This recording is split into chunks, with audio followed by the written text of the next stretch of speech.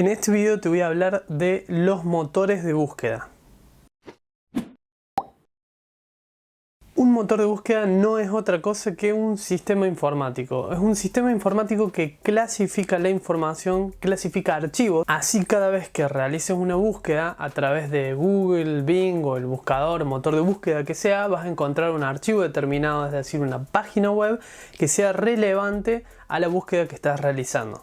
Un motor de búsqueda básicamente se configura a través de lo que es un algoritmo. Un algoritmo es un conjunto de instrucciones, pasos que el motor de búsqueda debe seguir cada vez que el usuario hace una búsqueda, cada vez que alguien inserta una palabra clave, tipeas un término, una frase, y así puedes saber y ordenar, rankear, posicionar los resultados que te va a dar en lo que es la primera, segunda, tercera página y así. Todo de acuerdo a un orden de relevancia y a varios factores que se tienen en cuenta. En el caso de Google particularmente son más de 200 factores realmente los que se tienen en cuenta para clasificar esta información. Pero eso es un tema como para otro video. En este solamente te voy a comentar cómo funcionan los motores de búsqueda, hablando en particular de Google. Hay tres características básicas que tenés que entender para saber cómo funciona cualquier tipo de motor de búsqueda. La primera es lo que se llama el rastreo, la cual se realiza a través de lo que son las spiders, que son básicamente arañas web que rastrean, crawlean todo lo que es las páginas web, la información que hay dentro de cada una. ¿Cómo logran esto? Básicamente a través del análisis que se hace de la desfragmentación del archivo HTML, que es donde está todo el código de la página web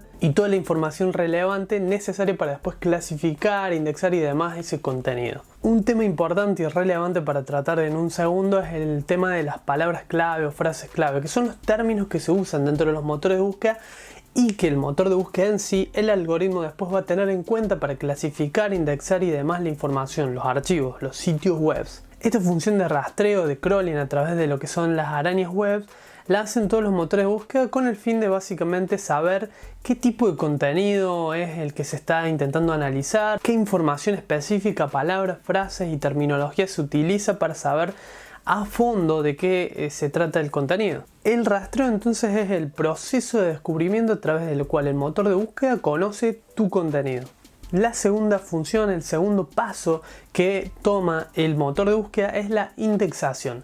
La indexación consiste en la clasificación de la información a través de lo que era el rastreo anteriormente, por el cual sabe de qué trata el contenido referido y luego lo clasifica, lo indexa dentro de lo que es el directorio enorme que es, por ejemplo, Google, Bing o el motor de búsqueda que fuera. Estos motores actúan como directorios, como lo que habrás conocido anteriormente como las páginas amarillas o cualquier tipo de clasificación de información.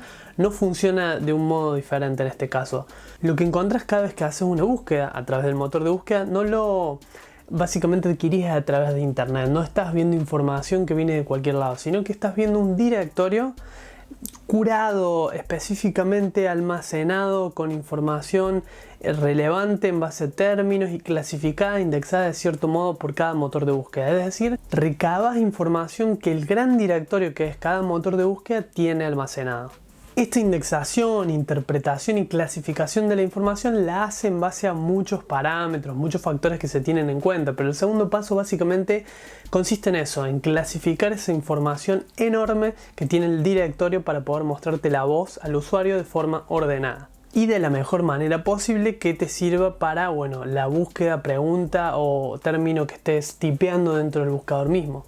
El tercer y último paso que toma todo motor de búsqueda es el posicionamiento. Luego del rastreo, la indexación, viene lo que es el ranking. El ranking o posicionamiento es el que tiene en cuenta y donde más se complejiza a veces la cosa en lo que a motores de búsqueda se refiere, porque va a tener en cuenta muchos factores que el algoritmo va a tener que analizar continuamente para posicionar una u otra web en base a uno u otro término o frase clave. Acá es donde justamente aparece el SEO. El SEO, que por sus siglas en inglés significa Search Engine Optimization, es la optimización para los motores de búsqueda de todo tipo de contenido. Si hablamos de justamente sitios web o blogs, el SEO puede referirse a utilizar los términos, frases claves a las que estamos apuntando con un artículo para que esté optimizado y aparezca para ese término dentro de lo que es el motor de búsqueda. Claro que hay un montón de técnicas referidas al SEO y justamente la complejidad está en que no solo le demos relevancia al contenido, al artículo, al blog para posicionarnos dentro de lo que es el motor de búsqueda, sino que a su vez los motores de búsqueda evolucionan con el tiempo, con los años, con los meses, porque lo que siempre están buscando es servir de la mejor manera al usuario. Teniendo en cuenta la experiencia del usuario dentro de lo que es el sitio web o el blog, es uno de los grandes factores de posicionamiento por el cual el ranking de tu web o blog puede subir o bajar.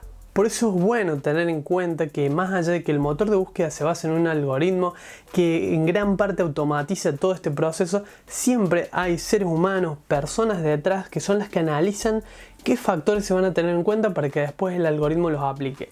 Por eso, al momento de crear contenido, al momento de crear un blog o un sitio web, lo ideal es que siempre tengas en mente eso, que tengas que servir, al igual que el motor de búsqueda quiere que lo hagas, al usuario.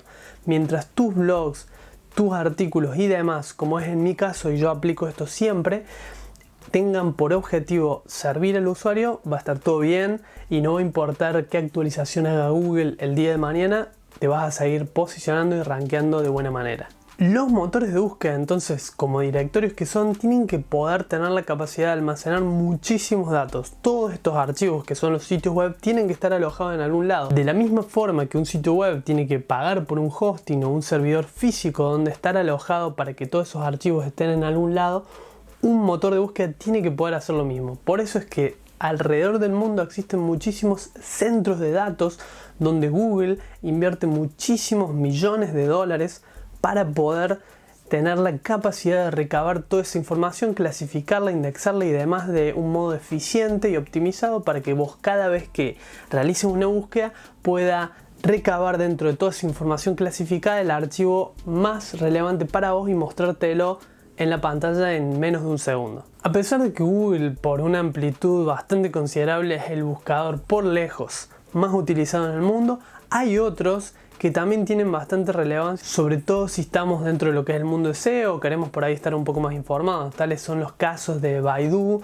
o Ask.com, el caso de Bing o el caso de DuckDuckGo, que es una empresa que poco a poco está creciendo año a año y que tiene la gran diferencia respecto de Google en cuanto que se cuida más con el tema de la privacidad. Ahora, en lo que es el motor de búsqueda en sí, está bueno que estés enterado de que hay ciertos operadores o formas de utilizarlos que son mucho más eficientes que simplemente tipear un término, una frase o palabra clave que estemos intentando encontrar. El uso de los espacios cuando todavía no completamos la frase hace que Google utilice la función autocompletar y nos dé una lista de posibles ideas. El uso de un asterisco hace exactamente lo mismo que el espacio, el dejar un espacio con la barra espaciadora, pero además lo que hace el asterisco es ordenar de forma relevante en cuanto a la cantidad de búsquedas que tienen la primera posición que surge cada vez que realizamos la búsqueda en Google y la última. A su vez tenemos que recordar que debajo de lo que es el resultado de búsqueda después de que le dimos al Enter tenemos otros términos relacionados que Google tiene muy en cuenta porque son otros términos relacionados a nuestra búsqueda que otros usuarios han hecho.